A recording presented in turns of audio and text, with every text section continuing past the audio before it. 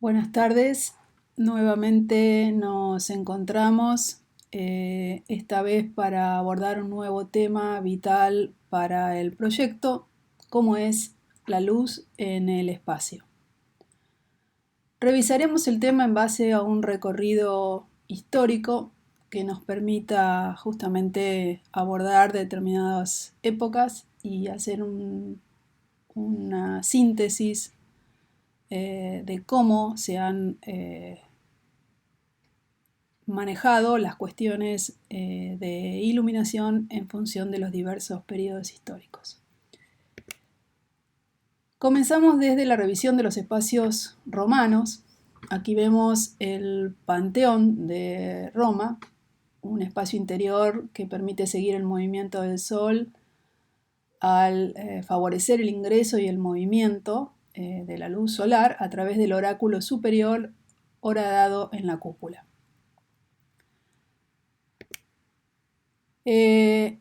Espacios bizantinos en los que observamos el efecto de la ingravidez de la bóveda de Santa Sofía en Constantinopla, que pareciera estar colgada por el efecto de sucesión de las ventanas, que provoca que el interior del edificio se inunde de luz por el día o durante el día, creando un efecto diáfano en las superficies. Por la noche el efecto es similar, con un resplandor interno a través de la luz artificial. En los espacios medievales, en cambio, se caracterizan por la desaparición de las funciones entre muro y vano. En las catedrales aparecen los vitraux, que mediante la aparición del arbotante como elemento constructivo que permite la descarga de pesos, posibilitan la existencia de muros completos de vidrio que en su desarrollo relatan escenas de la historia cristiana. Por el contrario, los espacios renacentistas, como los que vemos al inferior de la imagen, la intención se pone en destacar las proporciones y el orden arquitectónico. La posición de las aberturas obedece más a una necesidad de apariencia desde la visión exterior que lo relativo a la necesidad en los espacios interiores. En los espacios barrocos, en cambio, se caracterizan por, de alguna manera, corresponder a un periodo en que los límites entre formas, reflejos y pinturas prácticamente se pierden, se desvanecen. Las ventanas en general se ocultan y las luces o los rayos de luz se redireccionan para que exploten en ornamentos y decoraciones, generando particulares sensaciones o percepciones interiores en el espacio. La revolución industrial, como momento particular en el siglo XIX, caracterizado por el crecimiento de la industria y espacios de trabajo, requirió justamente edificios con mejores condiciones y niveles de luz, lo que generó la perforación horizontal y de cubiertas para la colocación de paños acristalados. Aquí vemos, en función de cómo veníamos, vemos la primera ruptura concreta, grande que hay en la idea y el manejo de la espacialidad y las condiciones que tienen que ver con lo tecnológico y justamente con la necesidad de requerimientos particulares espaciales.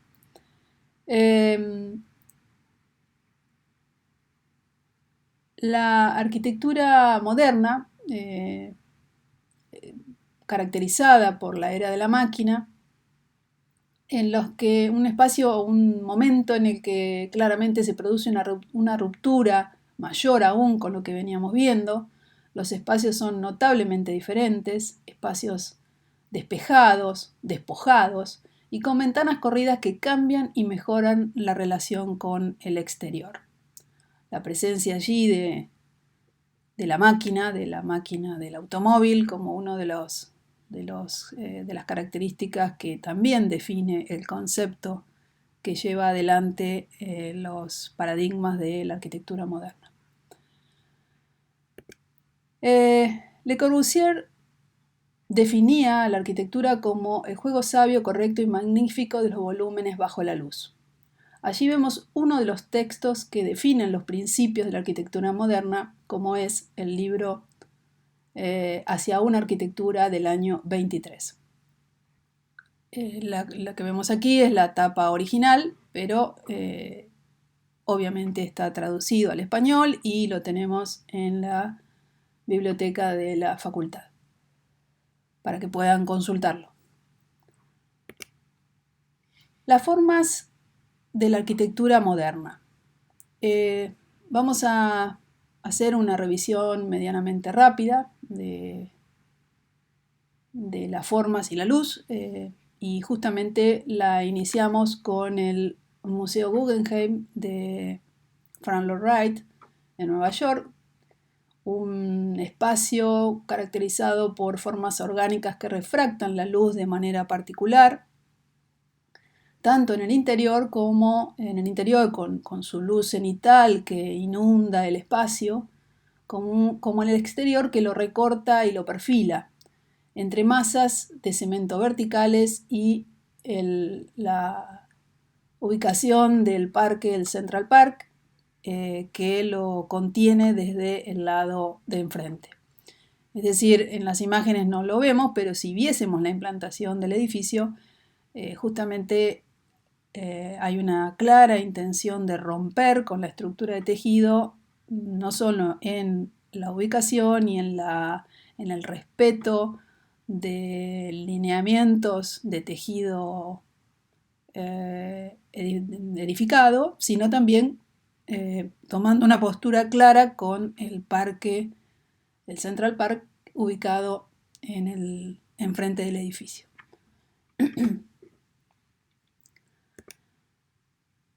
En otro contexto, pero con resultados de alguna manera similares, Oscar Niemeyer en el Congreso Nacional de Brasilia propone esta obra que, tal cual lo vemos, tiene un fuerte contenido plástico y pictórico, una obra que se recorta del fondo y enfatiza justamente sus formas.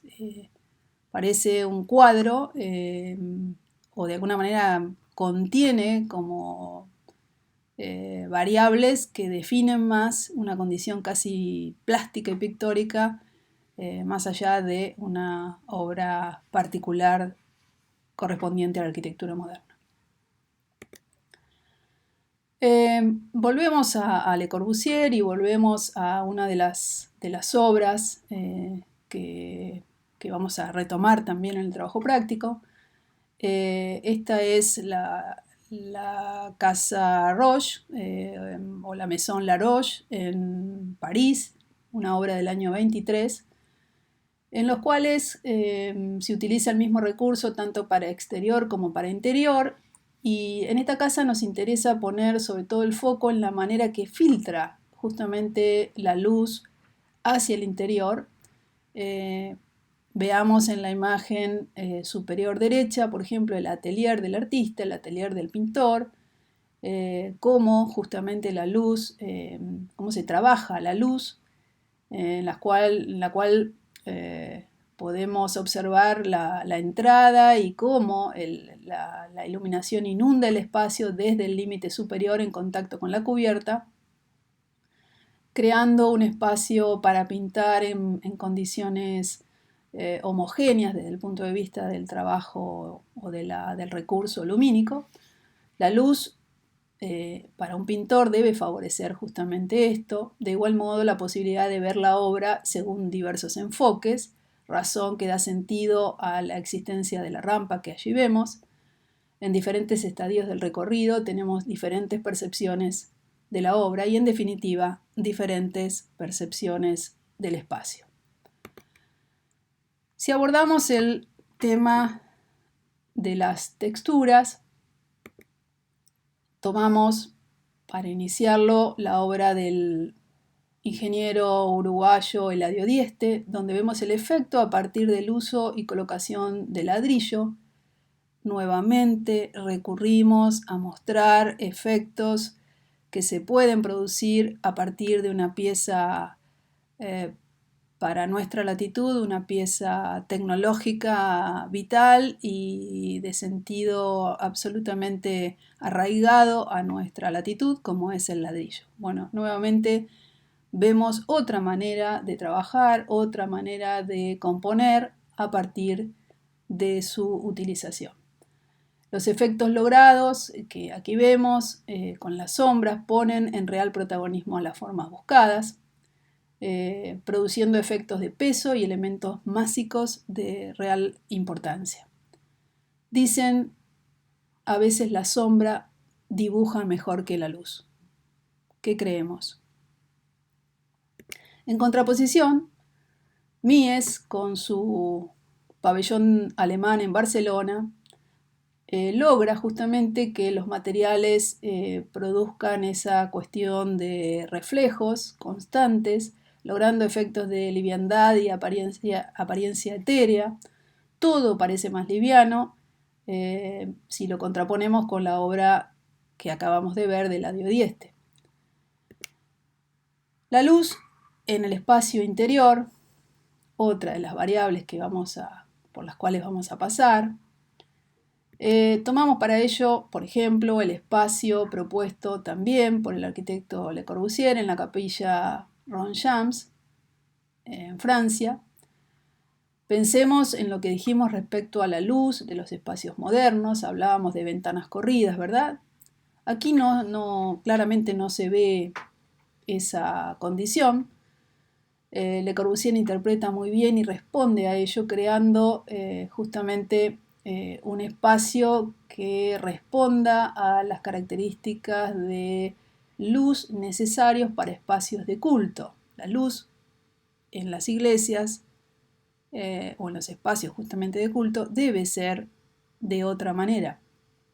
Le Corbusier lo entiende perfectamente y propone esta especie de tamiz a partir de generar una especie de muro denso por espesor, pero a la vez sutil y con levedad perceptual. Es ese muro que vemos perforado, horadado. En la imagen de la izquierda hacia abajo es ese muro que aparece con una condición de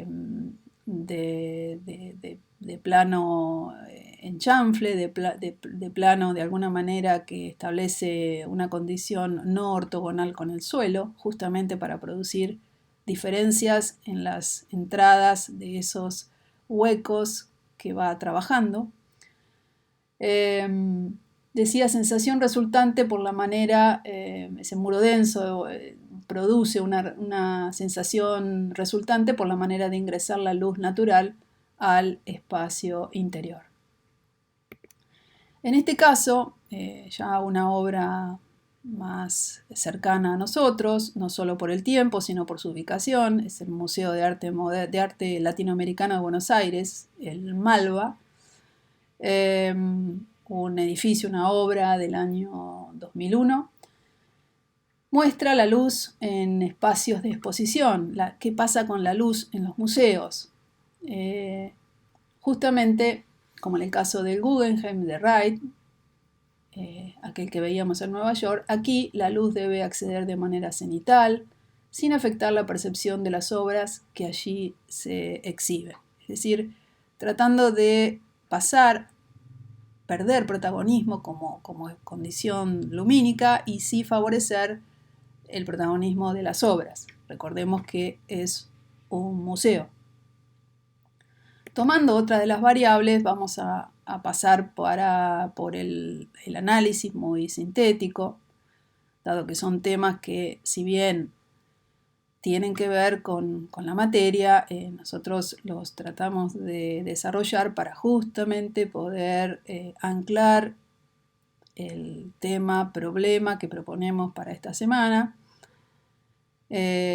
como es luz y valor y condiciones de luz, pero a partir de trabajar y de anclar algunos conceptos que tienen que ver con reflexionar sobre las condiciones de luz natural para la arquitectura, para el espacio.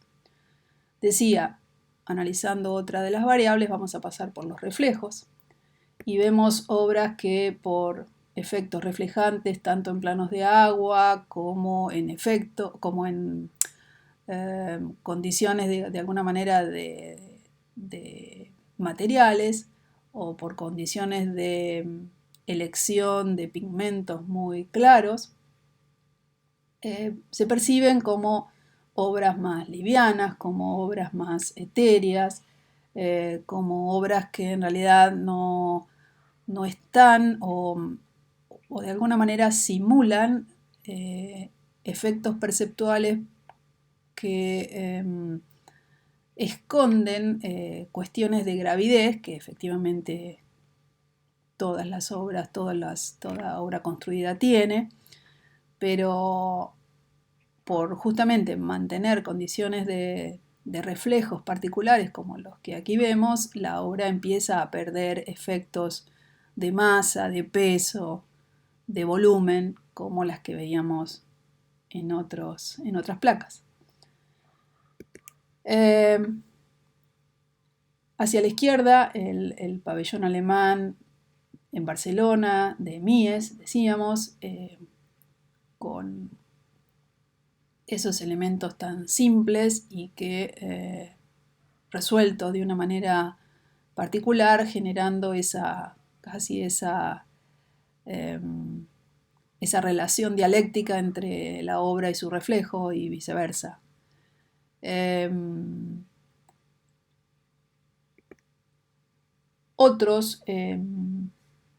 Justamente otra obra, como es el Museo de Herzog y de Meuron para los Juegos Olímpicos de Barcelona 2004, una obra que ya no dispone de la ejecución de espejos de agua, pero sí propone, para justamente generar determinadas cuestiones que coinciden con la obra anterior, los arquitectos aquí justamente deciden una particular decisión en la elección de las materialidades, generando percepciones como las que vamos a ver. Ya podemos empezar a intuirlas. Aquí las concretamos o las percibimos con mayor presencia. Vemos que algunas imágenes están rescatadas, de las que aquí vemos, están rescatadas desde abajo de esa gran pieza casi escultórica que veíamos en la anterior. Volvemos, la vemos allí.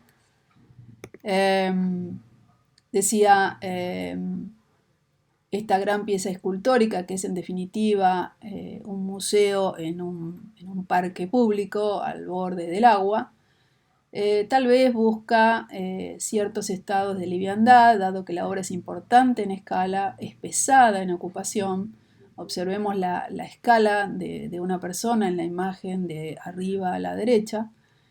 Evidentemente o efectivamente estas perforaciones atraviesan y penetran, horadando el edificio, inyectando y reflejando luces desde arriba hacia abajo. Esto sucede porque efectivamente la luz se va reflejando y se va clonando y transmitiendo desde arriba hacia abajo por la elección justamente de los materiales que favorecen la condición de levedad y liviandad como premisa previa de los arquitectos, en este caso, reitero, Herzog y de Meuron. Otra de las variables, la luz en el espacio exterior. Vemos justamente la influencia de la luz en el ambiente y en las obras. El aspecto más importante de la luz del sol es la capacidad en la generación de cambios que denotan percepciones diferentes según las horas. Los humanos tenemos la capacidad de adaptación y particularmente la adaptación en la visión, hecho que nos permite desarrollar nuestras pautas conductales. Aquí lo vemos a partir de la casa, de la obra en Mallorca del arquitecto Álvaro Siza, donde sin dudas la luz y la sombra desempeñan un protagonismo excepcional, enfatizando las sombras, produciendo contrastes y reflejos diversos. Observemos cómo la obra aparece allí justamente por intenciones de recorte, como un apilamiento de formas que se reproducen y se entienden con la situación de contexto natural, pero justamente ofreciendo esa posibilidad de reconocimiento rápido, aunque no podamos casi entender cómo son todavía esas formas. Esta obra es del año 2004, es, como allí lo dice, está compuesta por volúmenes fragmentados, blancos, puros y de líneas muy rectas. Aquí lo que vemos, de alguna manera, la luz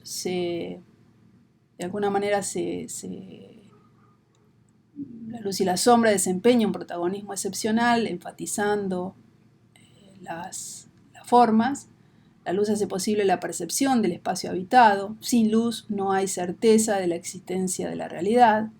No es que no existan, sino que no adquiere forma sensible para nosotros. Por la luz adquirimos, aprendemos y comprendemos el mundo.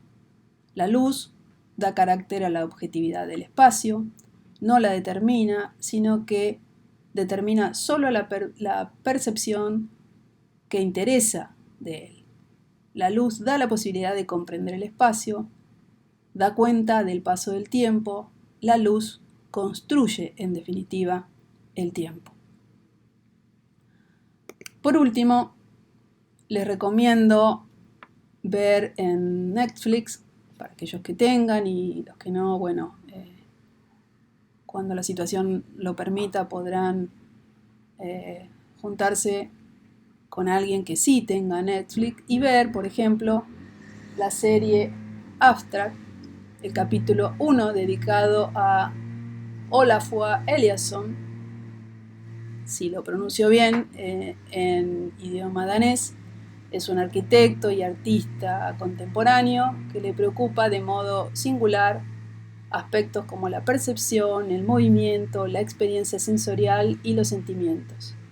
Su vida de la infancia en Islandia, a la que está vinculado familiarmente, lo marca profundamente en un camino de exploración y inquietud sobre el estado de la naturaleza, y en su taller y estudio de Berlín trabaja de modo especial la investigación sobre el modo en que el entorno y el mundo que nos rodea nos moldea de manera constante. Les recomiendo este capítulo porque podemos ver allí una exploración y una experimentación a partir de la luz.